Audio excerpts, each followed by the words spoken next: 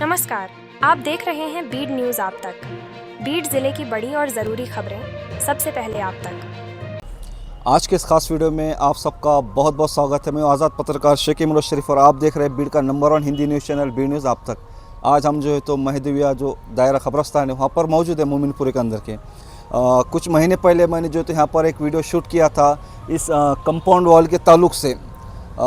तब मैं जो आया था बीड शहर बचाओ मंच के कुछ पदाधिकारियों के साथ में यहाँ पर आया था कि यहाँ पर जो है तो एसएम यूसुफ साहब जो मुक्त पत्रकार है हमारे बीड शहर के जाने माने पत्रकार हैं, तो उन्होंने समस्या रखी थी हमारे चैनल के माध्यम से कि उनकी जो मांग थी कि वो कंपाउंड जो है तो टूट चुका है और बारिश में दिक्कत हो रही है, और उसी के सिलसिले में उन्हें जो है तो कंपाउंड वॉल बांधकर उन्होंने काफ़ी लोगों तक जो है तो इसकी बात भी रखी, उनके सामने बात रखी, लेकिन कोई भी आगे नहीं आया।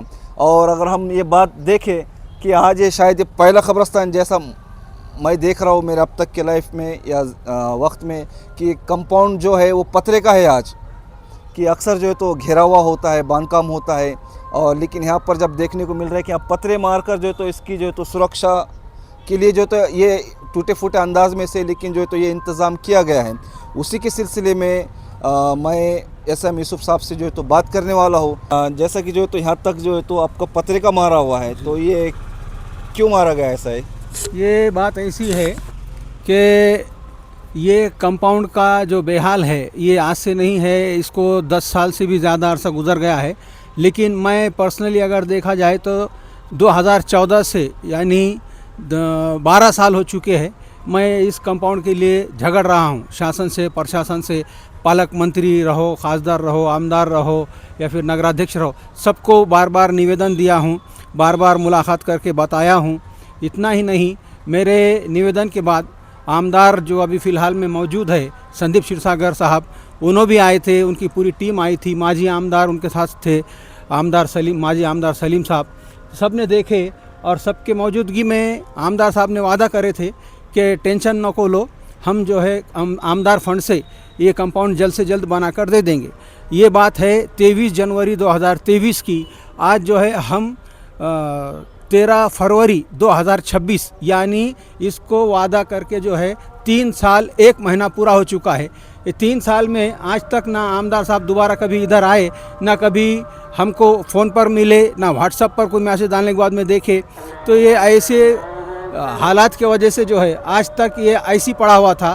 तो हमारे समाज ने जो नज़दीक जमा पूंजी थी उसमें से लोहे के पतरे और एंगल लाकर कारीगर बुलाकर वो कंपाउंड पतरे का करके लिए है, ताकि अंदर जो कुत्ते आ रहे थे टूटे हुई दीवारों की वजह से, तो उससे कब्रों को यहाँ बहुत सारा नुकसान पहुँच रहा था, बहुत सारे खबरें जो है तहस नहस हो गई, तो वो नहीं हो इसलिए हमने अपने खर्चे से पतरे मार कर लिए है। लेकिन जैसा कि अभी आपने कहा कि ये ऐसा कब्रस्तान पहला होगा कि जो पतरे के दीवार के तौर पे जो है सुरक्षा वाल इसका बनाया गया है। बिल्कुल मुझे भी आज तक किसी कब्रस्तान में इस तरह पतरे के कंपाउंड से दीवारें घिरी हुई नज़र नहीं आई जो हमारे पास में हमने करे हैं। तो जैसा कि मैं पिछले मरतबा भी आया था बीड शहर बचाओ मंच और उनके कुछ पदाधिकारियों के साथ में आया था जब वीडियो मैंने शूट किया था, तो उसके बाद उनका कुछ आपको बाद में कुछ उनसे बातचीत हुई या इस कंपाउंड को लेकर के कुछ? नहीं, उनका बोलना ऐसा था जब वो देखने आए थे, जब आपने उनको आकर शूट किया था कि भाई असेंबली नगर पालिका में जब बनेगी बैठेगी तो उस वक्त हम उनके सामने ये मुद्दा रखेंगे और बीड़ बचाओ शहर मंच की तरफ से हम उसके ऊपर जो है काम करेंगे, और जो भी सत्ताधारी बनकर बैठेंगे उनसे हम लड़कर इस कब्रस्तान की जो भी बुरे हाल हुए हैं वो सुधारेंगे, दीवारें बनवा देंगे। लेकिन इलेक्शन होकर भी अभी काफ़ी महीने गुजर चुके हैं, अब तक बीड़ शहर बचाओ मंच की तरफ से भी कोई अभी तक संपर्क नहीं किया गया हमारे से। अब अगर हम बात करें कि आपने अभी तक, जैसे इससे पहले वीडियो में भी आपने बताया था कि मैंने आमदार, खासदार, जो भी यहाँ के प्रतिनिधि है, लोक प्रतिनिधि है, उन तक जो थी बात पहुँचा दी थी कंपाउंड के ताल्लुक से। जैसा कि अब नगर पालिका है, क्या नगराध्यक्ष, नूतन नगराध्यक्ष या उनकी जो अभी टीम है, प्रतिनिधि है या नए जो चेहरे अभी सामने आए, क्या उन तक की बात को आपने पहुँचाया अभी?